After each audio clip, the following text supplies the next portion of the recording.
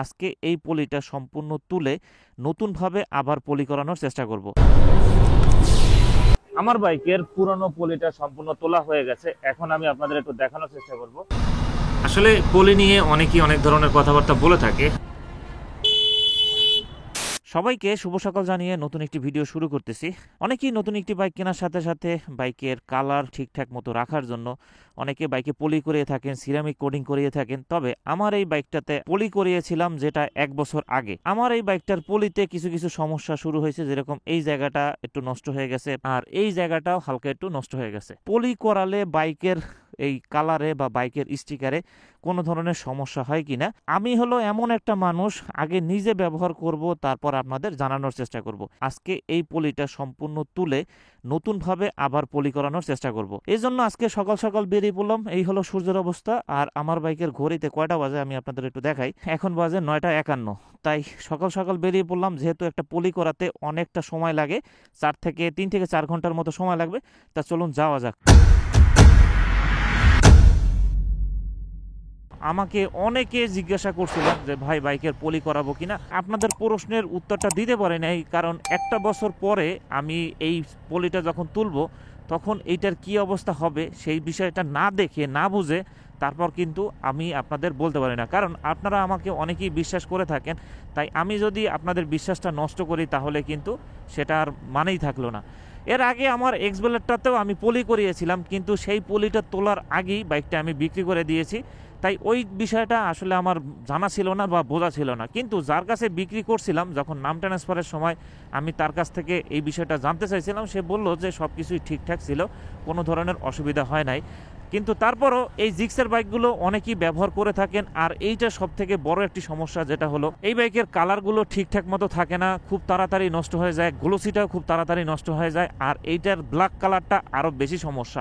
তাই সবাই এই বাইকগুলো যারা ব্যবহার করে থাকেন একটা সমস্যায় বেশি ভুগে থাকেন, যে বাইকটা কেনার সাথে সাথে অনেকেই বাইকে সিরামিক কোডিং করান অথবা পলি করান। এখন সিরামিক কোডিং তো আমি কোনো সময় করি নাই, তাই ওইটা সম্পর্কে আমার তেমন কোনো ধারণাও নাই। আর ওইটাতে একটু খরচও বেশি। কিন্তু বাংলাদেশের মানুষ যারা বাইকগুলো ব্যবহার করে থাকে, যাদের টাকা আছে তারা তো সিরামিক কোডিং করিয়ে ফেলে, কিন্তু যাদের একটু বাজেট সমস্যা বা টাকা পয়সায় একটু ঝামেলা, যেরকম আমার মতো, তারা সকলেই এই পলি করিয়ে থাকেন। কারণ পলিতে খরচ হয় 700 থেকে 800 টাকা। চলে আসলাম চাষারাতে, আর আমি যেখানে পলি করাবো এই সেই দোকান। গত বছর আমার এই বাইকটা এখান থেকে পলি করিয়ে নিয়েছিলাম। আজকে আমার এই ভাইয়ের কাছে আবার আসছি পুনরায়, এখান থেকে পলিটা করাবো। নতুন পলিতে করতে যা যা লাগে সেটা তো জানেন, আর পুরানো পলি উঠানোর ক্ষেত্রে কি কি লাগে সেটা একটু বলার চেষ্টা করি।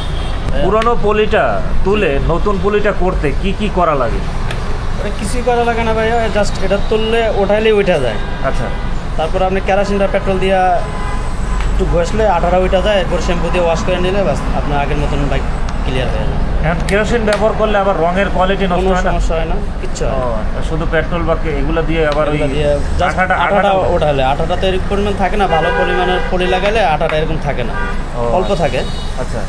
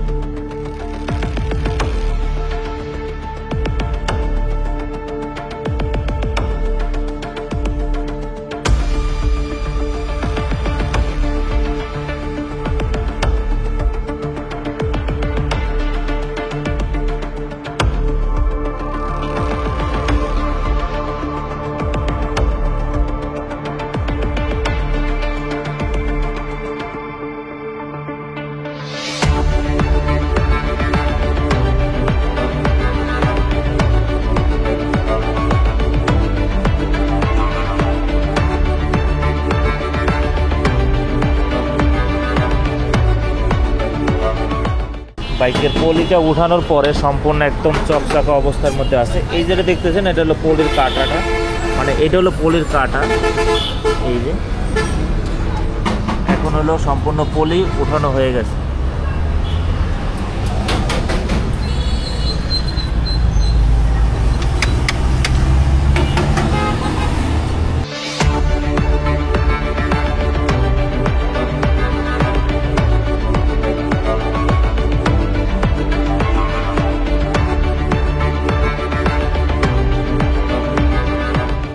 আমার বাইকের পুরনো পলিটা সম্পূর্ণ তোলা হয়ে গেছে। এখন আমি আপনাদের একটু দেখানোর চেষ্টা করব। একটা বছর পরে এসে বাইকের পুরনো পলিটা তোলার পরে বাইকের কোয়ালিটি বা বাইকের যে কালারের কি অবস্থা সেটা একটু আপনাদের দেখানোর চেষ্টা করব। এই দেখেন বর্তমানে আমার বাইকের যে পুরনো পলিটা আছে সম্পূর্ণ তোলা হয়ে গেছে। এখন এই স্টিকারের অবস্থা, স্টিকার কালার একদম একুরেট।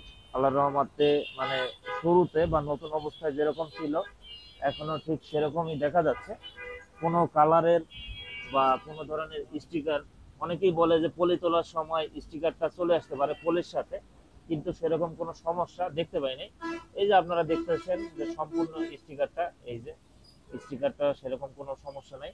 আর এই পাশেও পলি করা ছিল, এই বডির এই সম্পূর্ণ পাশে পলি করা ছিল। এই বাসটা দেখাই আপনাদের, এই যে দেখেন স্টিকারটা সম্পূর্ণ, কোনো ধরনের স্টিকার বা কোনো ধরনের কালার সমস্যা আল্লাহর রহমতে দেখতে পাই নাই।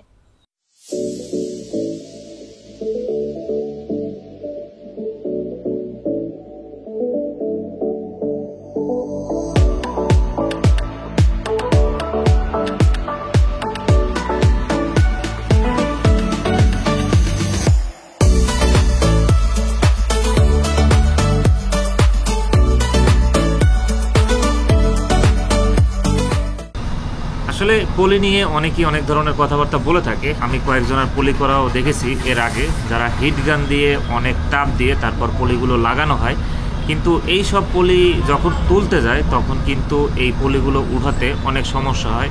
তবে আমি যেখান থেকে বর্তমানে পলিটা করাচ্ছি তারা কিন্তু একদম নর্মালি ভাবে হাত দিয়ে ডলে তারপরে মানে হাত দিয়ে ফিনিশিংটা করতেছে। তারা কিন্তু এই হট গানগুলো খুব কম ব্যবহার করে, কিন্তু কিছু কিছু জায়গায় এই পলি করার ক্ষেত্রে বেশি হটগান ব্যবহার করা হয়। আর হটগান বেশি ব্যবহার করলে তাপের কারণে বাইকের যে রঙগুলো এগুলো পাতলা হয়ে যায়। পলিটা যখন তোলা হয় তখন পলির সাথে এই বাইকের কালারের বা রঙগুলো উঠে আসে। তাই যেখানেই বাইকের পলি করেন সবসময় চেষ্টা করবেন হটগানগুলো একটু কম ব্যবহার করার জন্য, যাতে হাত দিয়ে তারা ফিনিশিংটা ভালোভাবে করে দেয়। শেষ হলো আমার বাইকের পলি করা। আমি আসছিলাম সকাল 10টার সময় আর এখন বাজে 2:48।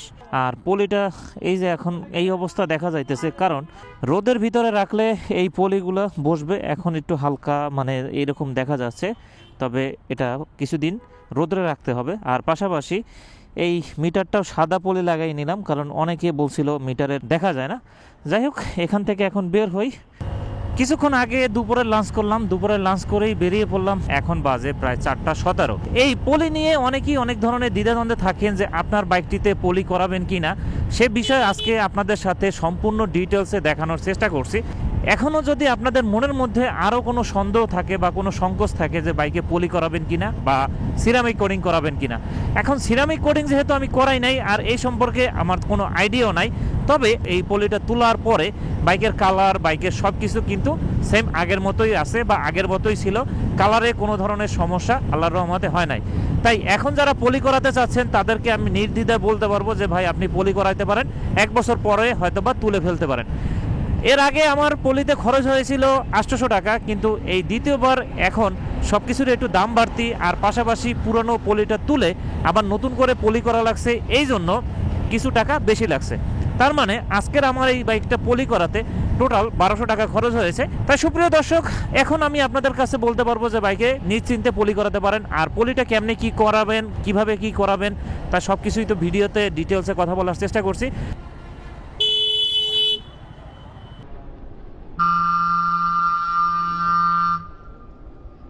কি লাগলে কি করতে হয়? সামনে গাড়ি তুমি দেখে এইবার তুমি ডানে উঠবা। ডাইনে কাটতে পারবো হঠাৎ করে। আপনাদের সাথে কথাবার্তা শেষ করে ক্যামেরাটা বন্ধ করব, এর মধ্যেই এই ঘটনা ঘটলো। সামান্য একটুর জন্য আমার এই বাইকটার সামনের অংশটা লাগে নাই। অটো গাড়ি যারা ব্যবহার করে থাকে তাদেরকে উচিত যে প্রত্যেকের আসলে ড্রাইভিং লাইসেন্স বা প্রত্যেকের এই নিয়মকানুন জেনে তারপর রাস্তায় চালানো দরকার। কিন্তু এর আগে তারা এই রিক্সা চালাতো, তাই রিক্সায় তো তখন অত স্পিড ছিল না, এখন তারা আসছে এই অটো গাড়ি চালানোর জন্য। এই অটোর জন্য আমাদের শখের অনেক বাইকগুলো নিমেষেই নষ্ট হয়ে যায়। যারা অটো ভাইরা আছেন তারাও আমাদের ভাই, কিন্তু আপনাদের কারণে আমাদের বাইকগুলো এরকম নষ্ট হয়ে যায় যে কোনো সময় যে কোনো জায়গায়। যখনই আপনি ডানে হঠাৎ করে যখন ডানে মোড় নেবেন, বামের মোড় নেবেন, সবসময় চেষ্টা করবেন আপনার পিছনে কোনো গাড়ি বা কোনো কিছু আছে কিনা। এই বলতে না বলতে এই আরেকজন, আসলে তাদেরকে সম্পর্কে কিছু বলার নাই। আর তাদের সাথে গাড়ির যদি কোনো কিছু হয়ে যায় তখন গরিব বলে তারা পার পেয়ে যায়, কিন্তু আমাদের একটা বাইকে নতুন অবস্থায় যেরকম থাকে একটা বাইক আবার সেইভাবে করা যায় না। যাই হোক, ভিডিওটা যদি ভালো লাগে অবশ্যই লাইক কমেন্ট শেয়ার করবেন। আপনাদের সাথে দেখা হবে পরবর্তী কোনো নতুন ভিডিওতে নতুন কোনো বিষয়ে। সে পর্যন্ত সবাই সুস্থ থাকবেন, ভালো থাকবেন। সবাইকে আসসালামু আলাইকুম।